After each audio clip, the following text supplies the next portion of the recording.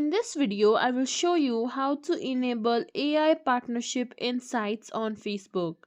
So for that, simply open up your Facebook professional account. After that, go to your profile in the bottom right corner.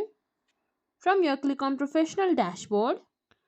Here, simply scroll and you will find other tools, or you might just see Meta Business Suite here. Simply click on other tools otherwise. Here you will find Meta Business Suite and simply click on it. After that, you will be redirected to Meta Business Suite app, or it might just open. From there, click on All Tools. There you will find Partnership Ads Hub. Simply click on it. From there, look for All tab.